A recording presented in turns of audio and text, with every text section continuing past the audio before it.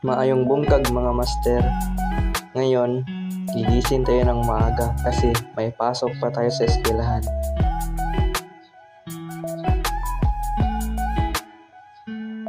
Kaya for today's video, samahan niyo ako.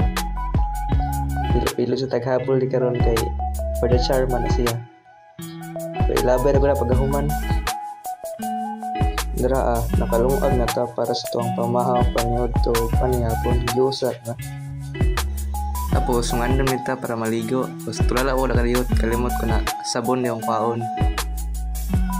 Nag-deodorant nita dara. Ay human naman tagligo. Matik na yan. So karon ili sa tagpambalik kayo unya aman taod to dato ang klase ana. Ang jersey sa ta from Team Fully. Bandag Davao de Oro. Wara good. Sudlay dayon arong gwapo tanawon. Pero gwapo yun siya guys. Gwapo ilampos. So, pahambog lang yun tipe hinapay ra. Tapos kaon yung tadaan kay paraon niya isirit na tong lakaw pag hapit na tong tingkor sa ting klase. Ang itungit na lagoy. Mga online ta guys. Wa na, ready na siya. Monta na sa eskwelahan. Good student man ta. Noon sa.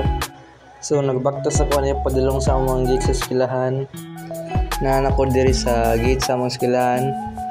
Nilinya pa ta diri kay asing pila. Kay gina-check pa mga bag sa guard. So linya lang ta dira abot lang ta. Bato na ko i-check ang bag di man di diretso na ko. Then, muna naman eskwelahan guys.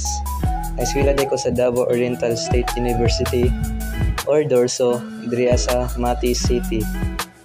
Akong course day guys kay BITM or Bachelor of Industrial Technology Management, major in Automotive Technology.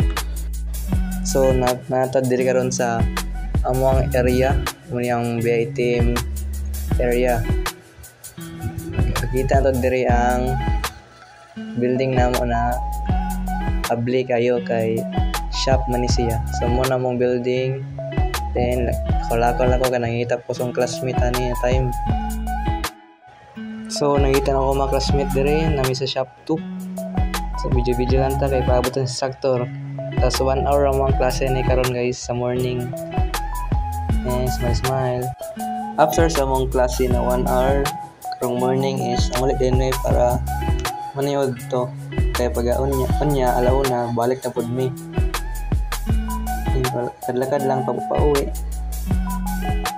After no maniod to manami eskwelahan tapos wa mi na-expect na nay surprise oral tapos ako ra isingisi lang dara pero hapit wa cancer yung simot na ginailer ra ilan ako gikulba na. So niabot ng time na ako nagitawag sa among instructor. So sa tulo ka question, duha ra ko nansira na tama kay nalipat ko sa isa. Then kami tanan nang gipa-answer sa oral na kay gina-sure ni sir kung nabi minibalan. So yun ra ang topic guys kung studyhan lang yun mo kay dali ra mo siyang sabtan kung yung studyhan. Then ang instructor po ani nga time is how siya mo explain mo discuss sa topic na iyang ginahatag. So maong dili ka ma-pressure ginatabangan pa kanya kung saon pag sabot sa subject. So after nyan kusap na kami ng pinsan ko si classmate kami. Hanggang dito na lang tayo sa video na to. Salamat sa iyong panood. Nakauwi na ako sa aking boarding house. Salamat. Peace yo.